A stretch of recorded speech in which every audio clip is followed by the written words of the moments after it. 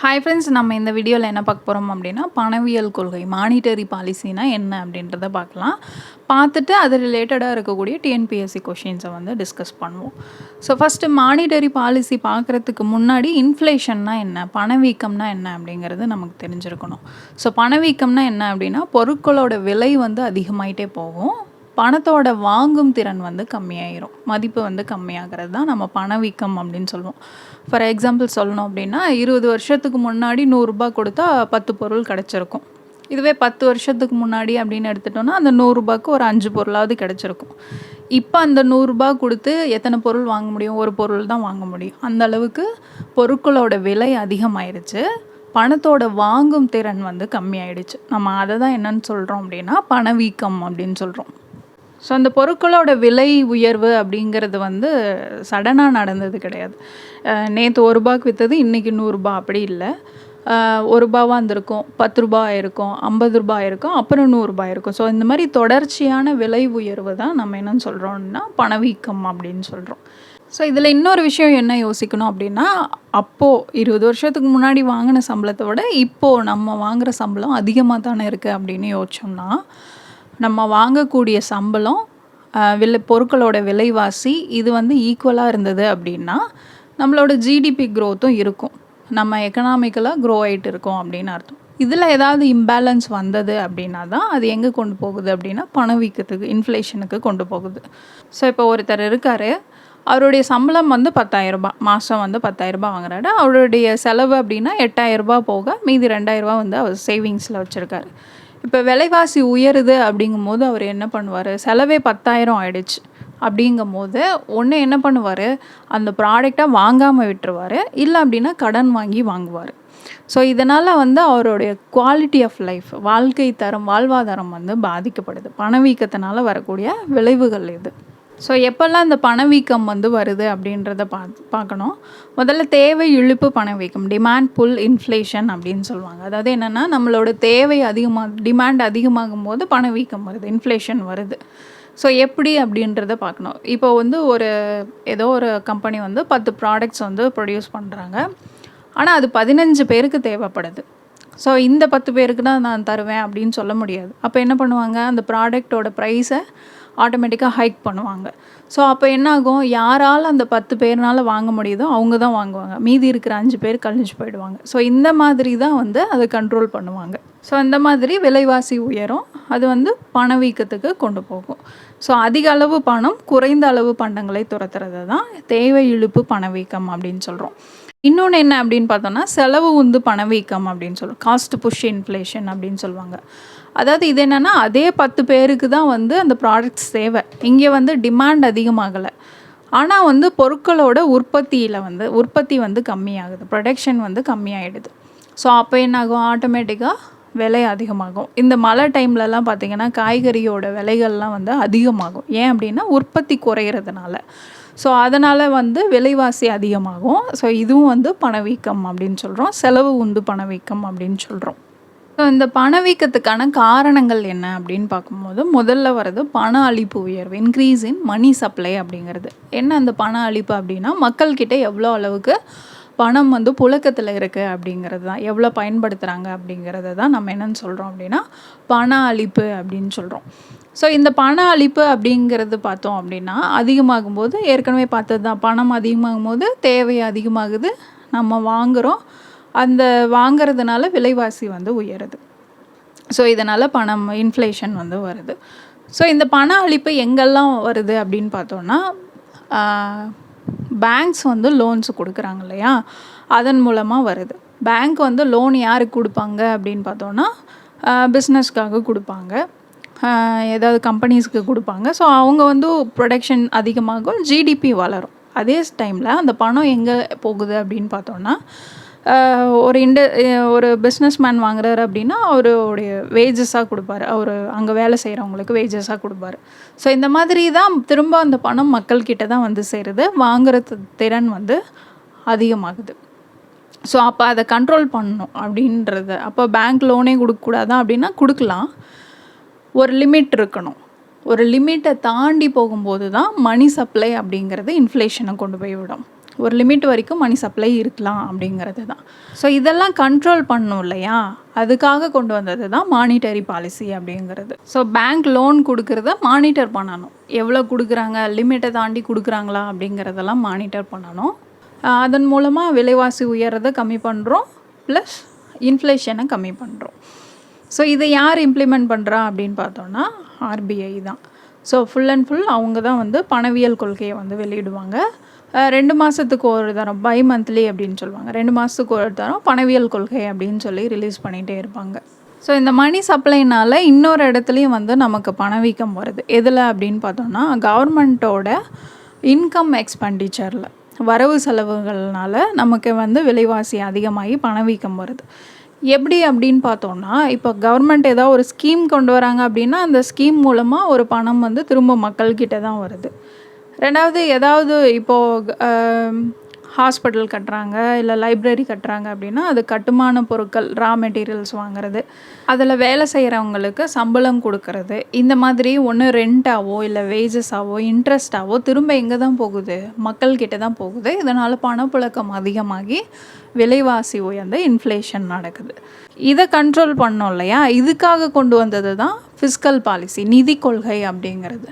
So இதை யார் control பண்ணுறாங்க அப்படின்னு பார்த்தோம்னா சென்ட்ரல் கவர்மெண்ட்டு தான் கண்ட்ரோல் பண்ணுது. அடுத்ததாக எக்ஸ்போர்ட், ஃபாரின் எக்ஸ்போர்ட்லேயும் வந்து இந்த மாதிரியான இன்ஃப்ளேஷன் நடக்கும். ஸோ அதுக்குன்னு ஒரு சில ரெகுலேஷன்ஸ்லாம் இருக்குது.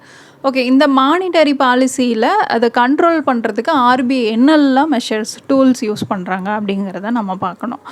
ஸோ முதல்ல வந்து அளவு கட்டுப்பாட்டு முறைகள், அதாவது குவான்டிடேட்டிவ் அப்படின்னு சொல்லியிருப்பாங்க. எவ்வளோ கொடுக்குறோம் அப்படிங்கிறது வந்து குவான்டிடேட்டிவ் வரும். ரெண்டாவது வந்து தன்மை கட்டுப்பாட்டு முறைகள், குவாலிட்டேட்டிவ் அப்படின்னு சொல்லுவாங்க. யாருக்கு கொடுக்குறோம் அப்படிங்கிறது வந்து குவாலிட்டேட்டிவ், எந்த செக்டருக்கு அதிகமாக கொடுக்குறோம் இல்லை யாருக்கு அதிகமாக கொடுக்குறோம் அப்படிங்கிறது வந்து குவாலிட்டேட்டிவில் வந்துடும். இந்த குவான்டிடேட்டிவ் அப்படிங்கிறதுல என்னெல்லாம் வருது அப்படின்னு பார்த்தோன்னா பேங்க் ரேட்டு வரும், ரெப்போ ரேட்டு வரும், சிஆர்ஆர் வரும், எஸ்எல்ஆர் வரும். குவாலிட்டேட்டிவ் அப்படின்னு எடுத்துட்டோம் அப்படின்னா நுகர்வோர் கடனை நெறிப்படுத்துதல், ரெகுலேஷன் ஆஃப் கன்சியூமர்ஸ் கிரெடிட்டு, அப்புறம் பப்ளிசிட்டி, விளம்பரப்படுத்துறது, டைரக்ட் ஆக்ஷன் அப்படின்னு சொல்லிட்டு ஒரு 6 மெஷர்மெண்ட்ஸ் வந்து சொல்லியிருப்பாங்க. ஸோ இதில் நம்ம ஃபஸ்ட்டு பார்க்குறது என்ன அப்படின்னா குவான்டிடேட்டிவில் பார்க்கலாம். ஃபஸ்ட்டு வந்து ரிசர்வ் ரேட்ஸ் அப்படின்னு சொல்லி 2 போடுவாங்க. அதாவது சிஆர்ஆர், எஸ்எல்ஆர்லாம் வந்து ரிசர்வ் ரேட்ஸில் வந்துடும். சிஆர்ஆர் அப்படின்னா என்ன அப்படின்னு பார்த்தோன்னா கேஷ் ரிசர்வ் ரேஷியோ அப்படிங்கிறது, ரொக்க இருப்பு விகிதம் அப்படின்னு சொல்லுவாங்க. அதாவது என்ன அப்படின்னா ஒரு குறிப்பிட்ட அமௌண்ட்டை வந்து பேங்க் வந்து ஆர்பிஐயில் ரிசர்வ் பண்ணி வைக்கணும். ஒரு அமௌண்ட்டு இவ்வளோ பர்சன்டேஜுன்னு வந்து ஆர்பிஐ சொல்லிடுவாங்க. அவ்வளோ பர்சன்டேஜ் வந்து பேங்க் வந்து கேஷாக அவங்க வந்து ரிசர்வ் பண்ணி வைக்கணும். ஸோ இப்போது எவ்வளோ இருக்குது அந்த சிஆர்ஆர் அப்படின்னு பார்த்தோன்னா 4.5%. ஒரு பேங்க் வந்து 4.5% அவங்கக்கிட்ட இருக்கிற மதிப்பில் 4.5% வந்து அவங்க ரிசர்வ் பேங்க்கில் ரிசர்வ் பண்ணி வச்சிடணும். இதை தான் நம்ம வந்து சிஆர்ஆர் அப்படின்னு சொல்கிறோம். எஸ்எல்ஆர் அப்படின்றது என்ன அப்படின்னா ஸ்டாச்சுட்டரி லிக்விடிட்டி ரேஷியோ அப்படின்னு சொல்லுவாங்க, சட்டப்படியான நீர்மை விகிதம் அப்படின்னு சொல்கிறாங்க. இதுலேயும் வந்து ஒரு சர்டைன் அமௌண்ட்டை வந்து அவங்க ரிசர்வ் பண்ணி வைக்கணும். பட் ஆர்பிஐட்ட கொடுக்க தேவையில்ல, அவங்கவுங்க அந்தந்த பேங்க்லேயே வந்து அந்த பர்சன்டேஜ் அளவுக்கு அமௌண்ட்டை வந்து மெயின்டைன் பண்ணணும். லிக்விட் அசட்ஸாக தான் வந்து மெயின்டைன் பண்ணணும். லிக்விட் அசட்ஸ்னால் என்ன அப்படின்னு பார்த்தோன்னா நம்மளால் ஈஸியாக பணமாக மாற்றிக்க முடியறத நம்ம என்னென்னு சொல்லுவோம், லிக்விட் அசட்ஸ்ன்னு சொல்லுவோம்.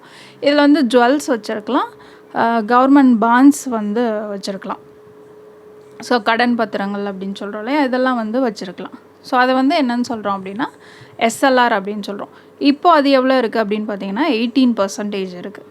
ஸோ 18% வந்து அவங்க என்ன பண்ணணும், பேங்க்கு லிக்விட் அசட்ஸை அவங்க பேங்க்லேயே ரிசர்வ் பண்ணி வைக்கணும். ஸோ இந்த சிஆர்ஆர், எஸ்எல்ஆர் போக மீதி இருக்கிற அமௌண்ட்டை தான் என்ன பண்ணணும், அவங்க லெண்டிங், கடனாக கொடுக்கணும். ஸோ இப்போ பேங்க்கிட்ட அதிகமாக பணம் இருக்குது, இதை வந்து அதிகமாக கடன் கொடுக்குறாங்க அப்படின்னா அதை என்ன பண்ணோம் அப்படின்னா மணி சப்ளை அதிகமாகும், இன்ஃப்ளேஷன் ஆகும். ஸோ இன்ஃப்ளேஷன் அதிகமாகும் போது என்ன பண்ணுவாங்க ஆர்பிஐ அப்படின்னா இந்த சிஆர்ஆர், எஸ்எல்ஆர் பர்சன்டேஜ்லாம் வந்து ஹைக் பண்ணுவாங்க. ஸோ அதன் மூலமாக விலைவாசி உயர்வை கட்டுப்படுத்தி, கடன் கொடுக்கறத கட்டுப்படுத்துகிறாங்க, விலைவாசி உயர்வை கட்டுப்படுத்துகிறாங்க, இன்ஃப்ளேஷனை கட்டுப்படுத்துவாங்க. அடுத்ததாக பார்த்தோம் அப்படின்னா லெண்டிங் ரேட்ஸ் அப்படின்னு சொல்லுவாங்க. ஸோ அந்த லெண்டிங் ரேட்ஸில் என்னெல்லாம் வரும் அப்படின்னு பார்த்தோன்னா ரெப்போ ரேட்டு, பேங்க் ரேட்டு இதெல்லாமே வந்து லெண்டிங் ரேட்ஸில் வந்துடும். இப்போ வந்து ஒரு பேங்க் இருக்குது, நான் போய் அதில் 300 டெபாசிட் பண்ணுறேன்னு வச்சுக்கோங்களேன். ஒரு வருஷம் கழித்து நான் அந்த அமௌண்ட்டை எடுத்துக்கலான்னு சொல்லி டெபாசிட் பண்ணுறேன். இன்னொருத்தர் வராரு, இன்னொருத்தர் வந்துட்டு லோன் வேணும் அப்படின்னு சொல்லி 300 வாங்கிட்டு போயிடுறாரு. ஸோ இப்போ பேங்க்கில் அமௌண்ட் இல்லை, நான் போய் 6 மந்த்ஸ்லேயே என்னோடய அமௌண்ட் எனக்கு வேணும், என்னோடய தேவைக்காக எனக்கு வேணும் அப்படின்னு சொல்லி நான் எடுக்கலான்னு போகும்போது பேங்க் வந்து என்ன பண்ணணும், அது கொடுக்கறதுக்கான அமௌண்ட்டை வச்சுருக்கணும். ஸோ இப்போ அங்கே கொடுத்துட்டாங்க, இப்போ பேங்க் வந்து இல்லை, லோன் கொடுத்ததுனால பேங்க்கில் இல்லை அப்படின்னா எனக்கு எப்படி கொடுப்பாங்க, கொடுக்க முடியாது. ஸோ அதை மெயின்டைன் பண்ணணும் இல்லையா, அதுக்காக ஆர்பிஐ கிட்டேருந்து கடன் வாங்குவாங்க. அது வந்து 2 டைப்பில் இருக்குது, லாங் டேர்ம், ஷார்ட் டேர்ம்னு சொல்லிட்டு. ஒரு வருஷத்துக்குள்ளே அந்த அமௌண்ட்டை திரும்ப கொடுத்துட்றேன் அப்படின்னு சொல்லி கடன் வாங்கினாங்கன்னா அதை வந்து என்னென்னு சொல்லுவோம் அப்படின்னா ஷார்ட் டேர்ம் அப்படின்னு சொல்லுவோம். ஒரு வருஷத்துக்கு மேலே இருக்கக்கூடிய அமௌண்ட்டெல்லாம் நம்ம என்ன சொல்லுவோம், லாங் டேர்ம் அப்படின்னு சொல்லுவாங்க. ஸோ இந்த ரெப்போ ரேட் அப்படிங்கிறது என்ன அப்படின்னு பார்த்தோன்னா, ஒரு வருஷத்துக்குள்ளே வாங்குறாங்க இல்லையா அந்த அமௌண்ட்டு, அந்த அமௌண்ட்டுக்கு பேங்க்கு ஆர்பிஐ கிட்டேருந்து வாங்கக்கூடிய அமௌண்ட்டுக்கு ஆர்பிஐ போடுற வட்டி விகிதம் தான் ரெப்போ ரேட் அப்படின்னு சொல்கிறோம். ஸோ டெபாசிட்டையும் லோனையும் அட்ஜஸ்ட் பண்ணோம் அப்படின்னு சொல்லி தான் பேங்க் வந்து ஆர்பிஐ கிட்டேருந்து கடன் வாங்குறாங்க. இதுக்கு போடுற வட்டி விகிதம் தான் நம்ம ரெப்போ ரேட் அப்படின்னு சொல்லுவோம். ரெண்டாவது வந்து பேங்க் ரேட்டுன்னு போடுவாங்க. பேங்க் ரேட் அப்படிங்கிறது என்ன அப்படின்னு பார்த்தோன்னா, 1 இயருக்கு மேலே இருக்கக்கூடிய அமௌண்ட்டுக்கெல்லாம் ஆர்பிஐ வந்து வட்டி விகிதம் போடுவாங்க. அதுதான் நம்ம என்னன்னு சொல்கிறோம் அப்படின்னு பார்த்தோன்னா பேங்க் ரேட் அப்படின்னு சொல்லுவாங்க. இது எதுக்காக அப்படின்னு பார்த்தோன்னா, இப்போ யாரோ பிஸ்னஸ்மேன் வந்து அதிகமாக லோன் கேட்குறாரு அப்படின்னா அந்த இடத்துல பேங்க் வந்து என்ன பண்ணுவாங்க, ஆர்பிஐ கிட்டேருந்து அமௌண்ட் வாங்கி தான் லோனாக கொடுப்பாங்க. ஸோ இதுக்கான பர்பஸ் தான் வந்து 1 இயருக்கு மேலே கடன் வாங்குறது எல்லாமே. ஸோ இந்த கடனுக்கு எல்லாமே வந்து பேங்க்கு செக்யூரிட்டி ஆர்பிஐயில் கொடுத்தா மட்டும்தான் ஆர்பிஐ வந்து கடன் கொடுப்பாங்க. ஸோ இப்போது பேங்க் ரேட் எவ்வளோ இருக்குது அப்படின்னு பார்த்தோன்னா 6.7% வந்து இருக்குது. ஸோ இப்போ இன்ஃப்ளேஷன் அதிகமாக இருக்கும் போது பேங்க் என்ன பண்ணுவாங்க, ஆர்பிஐ என்ன பண்ணுவாங்க அப்படின்னா இந்த ரெப்போ ரேட்டு, பேங்க் ரேட் இந்த பர்சன்டேஜ்லாம் வந்து அதிகப்படுத்துவாங்க. ஸோ இதனால் என்ன பண்ணோம், பேங்க் ரெப்போ ரேட் அதிகமாச்சு அப்படின்னு சொன்னோம்னா அதோட பர்சன்டேஜும் வந்து அதிகப்படுத்துவாங்க. லோன் கொடுக்குற பர்சன்டேஜும் வந்து இன்ட்ரெஸ்ட்டுக்கான பர்சன்டேஜும் அதிகப்படுத்துவாங்க. இன்ட்ரெஸ்ட் அதிகமானால் மக்கள் என்ன பண்ணுவாங்க, அதிகமாக லோன் வாங்க மாட்டாங்க. ஸோ அப்போ ஆட்டோமேட்டிக்காக என்ன ஆகும் அப்படின்னா மணி சப்ளை வந்து கம்மியாகும், விலைவாசி உயர்றது கண்ட்ரோல் ஆகும், இன்ஃப்ளேஷனும் கண்ட்ரோல் ஆகும். ஸோ இப்படி தான் வந்து ஆர்பிஐ இன்ஃப்ளேஷனை கண்ட்ரோல் பண்ணுறாங்க. அடுத்ததாக இன்னொன்று இருக்குது, ரிவர்ஸ் ரெப்போ ரேட் அப்படிங்கிறத தெரிஞ்சுக்கோங்க. என்ன அப்படின்னா, இப்போ பேங்க்கிட்ட அதிகமாக பணம் இருக்குது அப்படின்னு சொன்னால் ஆர்பிஐ கிட்ட கொடுப்பாங்க, ஆர்பிஐக்கு கடன் கொடுப்பாங்க. பேங்க்கு ஆர்பிஐட்ட கொடுக்கக்கூடிய அமௌண்ட்டுக்கு ஆர்பிஐ இன்ட்ரெஸ்ட்டு கொடுப்பாங்க. ஸோ அதை தான் என்னன்னு சொல்கிறோம் அப்படின்னா ரிவர்ஸ் ரெப்போ ரேட் அப்படின்னு சொல்கிறோம். அது இப்போ எவ்வளோ இருக்குது அப்படின்னு பார்த்தோன்னா 3.35% இருக்குது. இதுவும் வந்து பிலோ 1 இயருக்கு கீழே இருக்கிறது தான். அடுத்ததாக வந்து எம்எஸ்எஃப் அப்படின்னு சொல்லுவோம், மார்ஜினல் ஸ்டாண்டிங் ஃபெசிலிட்டி, குறுகிய கால பண தேவை அப்படிங்கிறது. ஸோ இது என்ன அப்படின்னு பார்த்தோன்னா நெட் டிமாண்ட் டைம் லைபிலிட்டி அப்படின்னு சொல்லுவாங்க. அதாவது 1% வந்து ஷார்ட் டேர்ம் பீரியடில், அதாவது ஓவர் நைட் லெண்டிங் அப்படின்னு சொல்லுவாங்க. ஒரே நைட்டுக்குள்ளே கடன் வாங்கணும் அப்படின்னா 1% வந்து கடன் வாங்கிக்கலாம். இதை தான் வந்து நம்ம மார்ஜினல் ஸ்டாண்டிங் ஃபெசிலிட்டி அப்படின்னு சொல்கிறோம், குறுகிய கால பண தேவை அப்படிங்கிறது. ஸோ இந்த மானிட்டரி பாலிசிஸோட அப்ஜெக்டிவ்ஸ் என்ன, மெயினாக குறிக்கோள்கள் என்ன அப்படின்றத பார்க்கணும். மெயினாக ஃபஸ்ட்டு என்ன, இன்ஃப்ளேஷனை கண்ட்ரோல் பண்ணணும், பணவீக்கத்தை கட்டுப்படுத்தணும் அப்படிங்கிறது தான் மெயின் அப்ஜெக்டிவே. ஸோ இதில் புக்கில் கொடுத்துருக்கிறது என்னெல்லாம் கொடுத்துருக்காங்க அப்படின்னா, பணத்தின் நடுநிலைத்தன்மை, நியூட்ரலிட்டி ஆஃப் மணி அப்படிங்கிறது. ரெண்டாவது பரிவர்த்தனை விகிதத்தில் நிலைத்தன்மை, ஸ்டெபிலிட்டி ஆஃப் எக்ஸ்சேஞ்ச் ரேட்ஸு. விலையை நிலைப்படுத்துதல், ப்ரைஸ் ஸ்டெபிலிட்டி. முழு வேலை வாய்ப்பு, ஃபுல் எம்ப்ளாய்மெண்ட். பொருளாதார வளர்ச்சி, எக்கனாமிக் க்ரோத்து. செலுத்து சமநிலையை பேணுதல், ஈக்குவலிபிரியம் இந்த பேலன்ஸ் ஆஃப் பேமெண்ட்ஸ் அப்படிங்கிறது.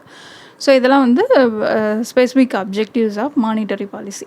ஸோ இது ரிலேட்டடாக நிறைய கொஷின்ஸ் வந்து கேட்டிருக்காங்க. ஸோ அதை வந்து தெளிவாக பார்த்துக்கோங்க. இன்ஃப்ளேஷன் மாதிரியே இன்னொன்று இருக்குது, டிஃப்ளேஷன் அப்படின்னு சொல்லுவாங்க. அதாவது பண வாட்டம் அப்படின்வாங்க. பணவீக்கம் அப்படின்னா இன்ஃப்ளேஷன், பண வாட்டம் அப்படிங்கிறது வந்து டிஃப்ளேஷன்.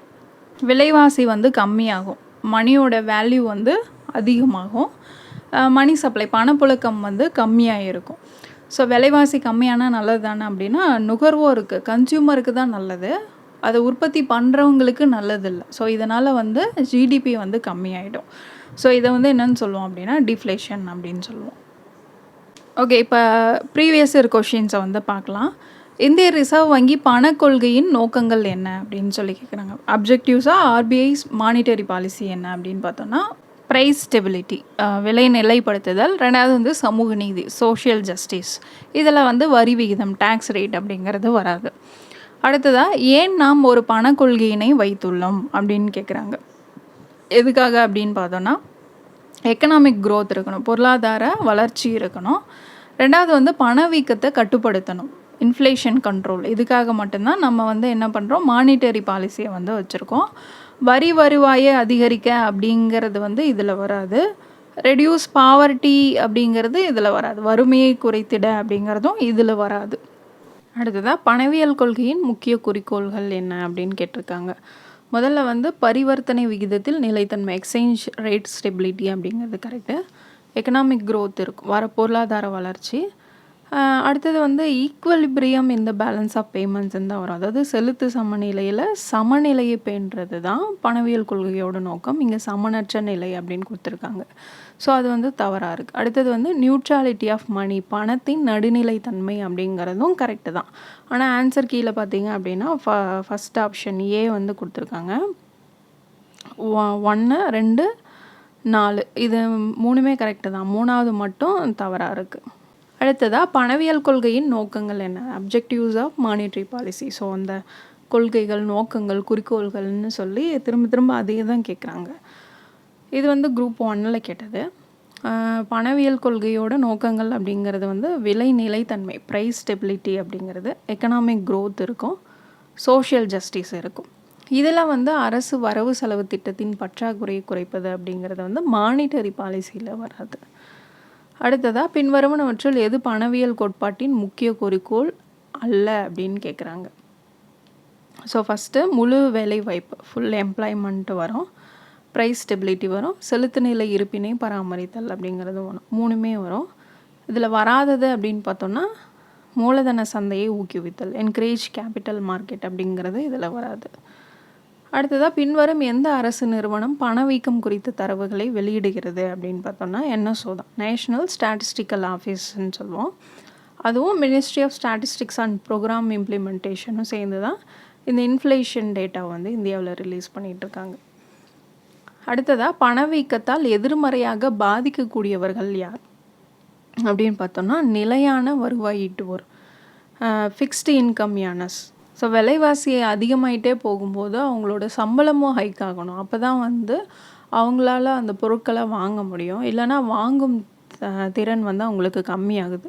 ஸோ இந்த மாதிரி யாரெல்லாம் இருப்பாங்க அப்படின்னு பார்த்தோன்னா இந்த கூலி வேலை செய்கிறவங்கெல்லாம் இருக்கிறவங்க, அதே மாதிரி பென்ஷன் வாங்குறவங்க, அவங்களுக்கு இவ்வளோ பென்ஷனை இவ்வளோ தான் வந்துகிட்டே இருக்கும். ஆனால் விலைவாசி பார்த்தோம் அப்படின்னா அதிகமாகிட்டே போகும், அவங்களால அந்த ப்ராடக்ட்ஸை வாங்க முடியாது. ஸோ அதனால் ரொம்ப பாதிக்கப்படுறவங்க அப்படின்னா நிலையான வருமான பிரிவினர் தான். மற்றபடி ப்ராஃபிட் ஏர்னர்ஸ், இன்வெஸ்டர்ஸ், ஆண்டர்ப்ரனர்ஸ் இவங்களுக்கு எல்லாமே வந்து பணவீக்கம் இன்ஃப்ளேஷன் அப்படிங்கிறது அவங்களுக்கு சாதகமானதாக இருக்கும். அதனால் அவங்களுக்கு வந்து ஒரு லாபம் கிடைக்கும். ஊக வாணிபத்தில் ஈடுபடுவோர் ஸ்பெக்குலேட்டர்ஸ்னால் யார் அப்படின்னு பார்த்தோன்னா, ஒரு பொருளோட விலை குறையும் போது அதை வாங்கிப்பாங்க, அந்த பொருளோட விலை அதிகரிக்கும் போது அதை வந்து விற்றுருவாங்க. ஸோ இவங்க தான் வந்து ஊக வாணிகத்தில் ஈடுபடுபவர்கள், ஸ்பெக்குலேட்டர்ஸ் அப்படின்னு சொல்கிறோம். ஸோ இதெல்லாம் வந்து அந்த ஸ்டாக் மார்க்கெட்லலாம் வந்து இதெல்லாம் பண்ணிகிட்ருப்பாங்க. அவங்களுக்கும் வந்து பணவீக்கம் அப்படிங்கிறது வந்து அவங்களுக்கு சாதகமானதாக தான் இருக்கும். ஸோ இதில் பாதிக்கப்படுறவங்க அப்படின்னா நிலையான வருமான பிரிவினர் தான். அடுத்ததாக பணத்தின் மதிப்பு வீழ்ச்சி அடைந்து கொண்டு இருக்கும் பொழுது அதோட விலைகள் வந்து உயருது. அந்த நிலையை நம்ம என்னன்னு சொல்கிறோம் அப்படின்னு பார்த்தோம்னா இன்ஃப்ளேஷன் அப்படின்றோம். ஸோ பணத்தோட மதிப்பு குறைஞ்சு பொருட்களோட விலை அதிகமாகிறத பணவீக்கம் இன்ஃப்ளேஷன். அடுத்ததாக பணக்கொள்கையின் கருவிகள் இன்ஸ்ட்ருமெண்ட்ஸ் ஆஃப் மானிட்டரி பாலிசி அப்படின்னு பார்த்தோன்னா ஏற்கனவே நம்ம பார்த்தோம் இல்லையா, bank rate, cash reserve ratio, இதில் டேக்ஸ் வந்து வராது. அடுத்ததாக பொறுத்துக பணக்கொள்கை அப்படின்னாலே அது யார் தான், ஆர்பிஐ தான் வந்து ரிலீஸ் பண்ணுவாங்க மானிட்டரி பாலிசி. இன்சூரன்ஸ் அப்படின்னா ஐஆர்டிஏ வரும். நிதி கொள்கை அப்படிங்கிறது ஃபிஸ்கல் பாலிசி அப்படின்னா மத்திய அரசாங்கம் சென்ட்ரல் கவர்மெண்ட். பங்கு சந்தைன்னு செபி. அடுத்ததாக இந்திய அரசின் பணவாக்க கொள்கையானது பொருளாதார கொள்கையின் பின்வரும் 2 நோக்கங்களை வலியுறுத்துகிறது அப்படின்னு சொல்லி கொடுத்துருக்காங்க. முதல்ல பொருளாதாரத்தில் பணவீக்க அழுத்தத்தை கட்டுப்படுத்தவும் குறைப்பதற்கும். முக்கியமானதே அதுதான். பணவீக்கத்தை கட்டுப்படுத்தணும் அப்படிங்கிறது தான். அது கரெக்டு தான். தேசிய வருமானம் மற்றும் மக்களின் வாழ்க்கை தரத்தை உயர்த்த நாட்டின் பொருளாதார வளர்ச்சியை விரைவுபடுத்த. அதுவும் கரெக்டு தான்.